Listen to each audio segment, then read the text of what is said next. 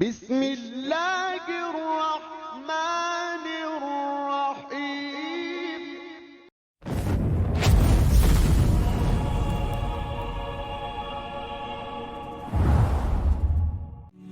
لا حول ولا قوة إلا بالله العلي العظيم. أعوذ بالله من الشيطان اللعين الرجيم. بسم الله الرحمن الرحيم. اللهم كل وليك الحجة ابن الحسن صلواتك عليه وعلى آبائه في هذه الساعة وفي كل ساعة وليا وحافظا وقائدا وناصرا وذليلا وعينا حتى تسكنه وارزقا توا وتمتعه فيها طويلا. اللهم صل على محمد وآل محمد وعجل فرجهم وأهلك عدوهم. السلام علیکم ورحمۃ اللہ وبرکاتہ. جیسا کہ ہم نے اپنے پچھلے 2 ایپیسوڈز میں یہ ڈسکس کرا، کچھ میجر سائنس کو ڈسکس کرا، ہم نے کچھ مائنر سائنس کو ڈسکس کرا، اور ہم نے آج انشاءاللہ یہ وعدہ بھی کیا ہے کہ ہم آپ کے سامنے امام کی توقیع پیش کریں گے، جس میں امام نے خود میجر سائنس بتائے ہیں کہ ان کے آنے سے پہلے یہ سائنس ہوگی. جیسا کہ ہم نے اپنے پہلے ایپیسوڈ میں ہومو سیکشولیٹی اور لاسٹ ایپیسوڈ میں فیمنزم، یعنی مرد جو ہے وہ کم ہو جائے گی، یعنی عورتیں بڑھ جائے گی، عورت جو ہے وہ مرد کے اوپر حاوی ہو جائے گی. یہ سب ہم نے کچھ سائنس ڈسکس کیے تھے آپ کے سامنے. انشاءاللہ اپنی بات کو آغاز کرنے سے پہلے میں یہی کہوں گا کہ میں بار بار صرف ایک ہی چیز پہ فوکس کر رہا ہوں کہ ہمارے بچوں کو اور ہمارے نوجوانوں کو صرف ایک چیز یاد ہو جائے کہ امام کے آنے کی جو بڑی نشانیاں، کم سے کم اگر وہ اس سیریز کو کمپلیٹ دیکھ لے تو جو بڑی نشانیاں، کم سے کم وہ 5 بڑی نشانیاں انہیں یاد ہو جائے. کیا ہے وہ میں پھر سے ریپیٹ کرتا ہوں اور بار بار ریپیٹ کرتے جاؤں گا. خروج سفیانی، خروج یمانی، نفس زکیہ کا قتل ہو جانا، بیدا نامی جگہ کا سفیانی کے لشکر کو کھا جانا، اور آسمان سے غیبی صدا آنا. کم سے کم یہ 5 یہ ایک بیسک چیز ہے جو ہمارے بچوں کو یاد ہونی چاہیے منہ زبانی. امام کی معرفت حاصل کرنا صرف یہ نہیں کہ امام کی ولادت شہادت کو آپ نے یاد رکھ لیا یا امام کے ماں اور والد کا نام آپ نے یاد کر لیا، یہ تو دشمن بھی کیا کرتے تھے، بلکہ ہم یہ دعویٰ کرتے ہیں کہ ہم امام سے محبت کرتے ہیں. یہ ہمارا دعویٰ ہے کہ ہم امام سے محبت کرتے ہیں، امام ہم آپ پہ جان قربان کر دیں گے، یہ ہمارا روز کہنا ہوتا ہے. تو ہم جس سے محبت کرتے ہیں، اگر یہ دنیاوی رواج کے حساب سے دیکھا جائے کہ جس سے محبت کی جاتی ہے، تو آپ جتنا ہو سکے اس کے بارے میں آپ انفارمیشن کلیکٹ کرنے کی کوشش کرتے ہو. یہ فیکٹ ہے کہ جس سے آپ محبت کرتے ہو اس کے بارے میں جانتے ہو، جاننے کی کوشش کرتے ہو کہ اسے کیا پسند ہے کیا نہیں پسند ہے. جتنا ہو سکے آپ اس کے بارے میں انفارمیشن کلیکٹ کرنے کی کوشش کرتے ہو. تو اس لیے دنیاوی محبت کے لیے ہم انفارمیشن کلیکٹ کرنے کی کوشش کر سکتے ہیں. کیا امام کے لیے ہم انفارمیشن، امام کی جتنی پسند ناپسند یا امام کے بارے میں ہم جاننے کی کوشش کیوں نہیں کرتے؟ یہ بھید بھاؤ کیوں؟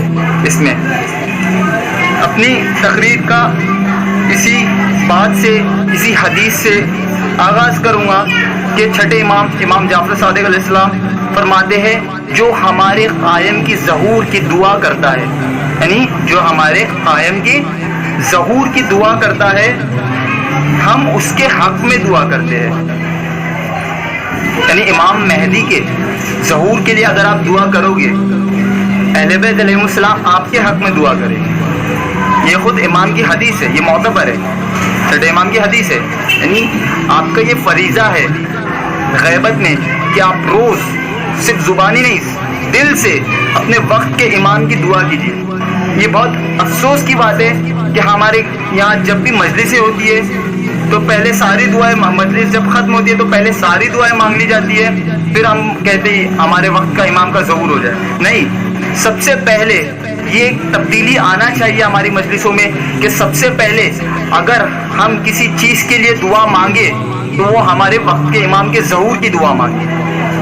یہ ہماری مجلسوں میں تبدیلی آنا چاہیے. دوسری دعائیں ہم بعد میں بھی مانگ سکتے ہیں. کیوں؟ کیونکہ جب امام آئیں گے تو ہماری ساری پریشانیاں ختم ہو جائیں گی. امام کے آنے میں ہمارا ہی بینیفٹ ہے. اور اسی کے ساتھ ہم اپنے، جیسا کہ ہم نے وعدہ کیا تھا پچھلے 2 ایپیسوڈ سے کہ ہم اپنے وقت کے امام کی توقیع آپ کے سامنے پیش کریں گے. امام نے کیا کہا ہے اس توقیع میں. پھر سے کہتا ہوں، توقیع وہ ہے جو امام ہمیں لیٹر لکھتے ہیں، عریضہ وہ ہے جو ہم امام کو لیٹر لکھتے ہیں. ایک بیسک آپ کو بتا دیا کہ امام نے اپنے آخری نائب خاص جو تھے، 4 نائب، علی بن سیموری جو امام کے آخری نائب ہیں، انہیں خط لکھا. اور اس خط میں کیا کہا ہم پڑھتے ہیں، بسم اللہ الرحمن الرحیم. اللہ تمہارے بھائیوں کو جزا دے تمہارے غم میں رونے پر. یعنی ایک کہہ رہے تھے کہ اللہ تمہارے بھائیوں کو جزا دے تمہارے غم میں رونے پر. جان لو کہ آنے والے 6 دنوں میں تم اس دنیا سے رخصت کر جاؤ گے، اس لیے تیاریاں کر لو. اس لیے تم تیاریاں کر لو اور اپنے بعد کسی کو اپنا جانشین نہ بنانا. یعنی امام کہہ رہے تھے کہ جو نائب کا سلسلہ ہے وہ وہیں ختم ہو جائے گا.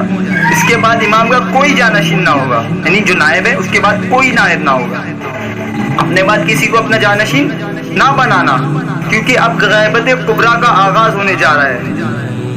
میرا ظہور ایک طویل عرصے تک نہ ہوگا جب تک لوگوں کے دل سخت اور دنیا ظلم و جور سے بھر چکی ہوگی. یعنی امام نے یہ بتایا کہ ظہور کب تک نہ ہوگا، جب تک لوگوں کے دل سخت ہو چکے رہیں گے اور دنیا ظلم و جور سے بھر چکی رہے. یہ 2 علامات امام نے بتائے. اس کے بعد امام کہتے ہیں ہمارے چاہنے والوں سے لوگ دعویٰ کریں گے کہ انہوں نے مجھے دیکھا ہے، پر خبردار جو بھی خروج سفیانی آسمانی صدا سے پہلے یہ دعویٰ کرے وہ جھوٹا ہے. امام نے اس میں 2 علامات اور بتائی، 2 چھوٹی علامات بتائی اور 2 بڑی علامات بتائی.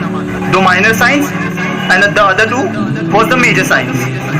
کیا خروج سفیانی، بار بار اسی بات پہ فوکس کرا، خروج سفیانی پہ فوکس کیا جائے.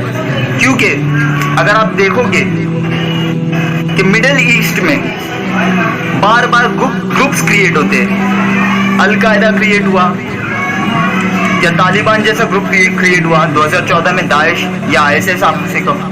مڈل ایسٹ میں وقت آنے پر گروپس کریٹ ہوتے ہیں. ٹائم گزرتا ہے، ایک گروپ کریٹ ہوتا ہے، کچھ وقت کے لیے رہتا ہے، پھر وہ چلا جاتا ہے. دوسرا گروپ کریٹ ہوتا ہے، کچھ وقت کے لیے رہتا ہے، پھر چلا جاتا ہے. ایسے کر کے گروپس آتے ہیں مڈل ایسٹ میں بار بار اور وہ چلے جاتے ہیں. تو امام کہہ رہے ہیں کہ مڈل ایسٹ میں سفیانی کہاں سے آئے گا؟ مڈل ایسٹ سے. روایتوں میں ملتا ہے سیریا سے آئے گا. تو یاد رکھیے مڈل ایسٹ میں جب بھی کوئی گروپ کریٹ ہو تو ہمیں اس گروپ کی پولیٹیکل ایکٹیویٹی پہ فوکس کرنا ہے کہ وہ کہاں جا رہا ہے وہ، کیونکہ سفیانی جو وہ مڈل ایسٹ سے آئے گا.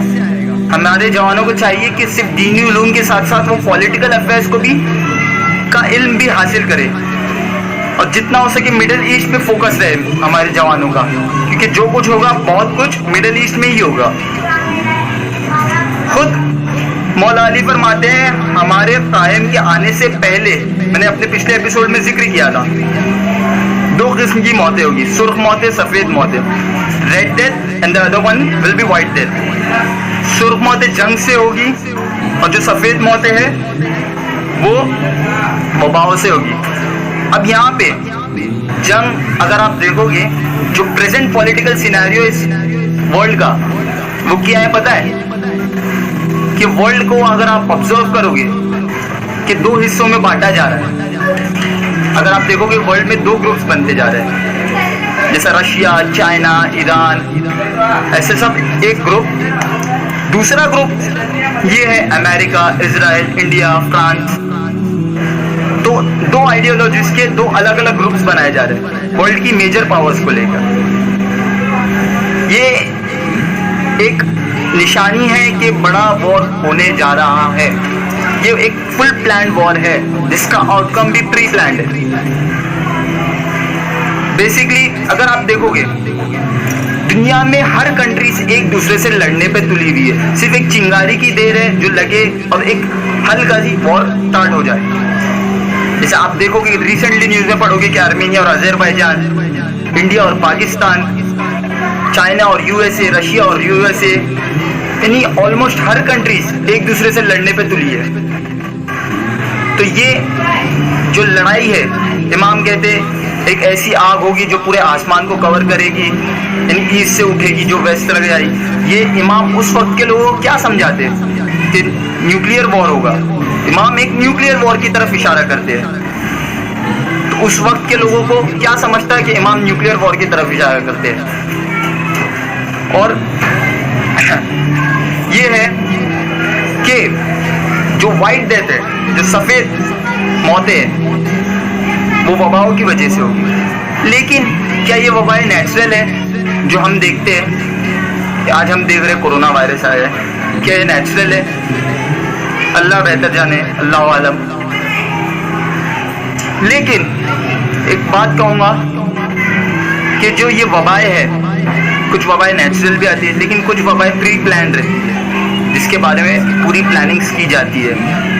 اگر کسی دیش کو، کسی ملک کو برباد کرنا ہو بنا کسی بلیٹ چلائے، یعنی without even firing a single Bullet, کسی ملک کو اگر برباد کرنا ہو تو کیا کرو گے؟ سائنس اتنی ترقی کر گئی ہے کہ وہ ایک ایسا وائرس بھی بنا سکتی ہے کہ اگر کسی ملک کو برباد کرنا ہو، اس کی اکانومی کولیپس کرنا ہو، تو وہ ملک میں وہ وائرس انجیکٹ کر دیجئے، وہ ملک اپنے آپ برباد ہو جائے گا بنا کسی جنگ کے۔ تو یہ دو نشانیاں تھی، وار یعنی سرخ، جو خون خرابہ بہے گا، اور یہ وبا ہے۔ اگر آپ دیکھو گے کہ کورونا وائرس ہر اس میں آ چکا ہے اور یہ بھی دھیرے دھیرے جا رہا ہے، لیکن اس کی بے شک سیکنڈ ویو ضرور آئے گی۔ یہ کب آئے گی؟ یہ جو عقل مند ہے، جو اس بارے میں پڑھتے ہیں، ایک اشارہ دے دوں، ون ورلڈ گورنمنٹ، یہ صرف ایک اشارہ ہے۔ جسے پتا ہے اس ٹاپک پہ وہ سمجھ جا رہے ہیں میں کیا کہنا چاہتا ہوں۔ یہ ون ورلڈ گورنمنٹ کی پوری سازش، یہ خود ہم جتنا نہیں جانتے امام کے بارے میں، ہم جتنا انتظار کرتے ہیں، یہ لوگ ہم سے کئی گنا زیادہ انتظار کرتے ہیں امام کا۔ بس ایک میں بہت امپورٹنٹ پوائنٹ، میں نے ایک امپورٹنٹ اشارہ اس میں چھوڑ دیا ہو کہ ون ورلڈ گورنمنٹ ایک علامات ہے خود امام کے آنے کی۔ یہ لوگ کون ہیں اس کے بارے میں آپ کو خود جاننا ہے، میں اس کے بارے میں کھل کے ڈسکس تو نہیں کر سکتا۔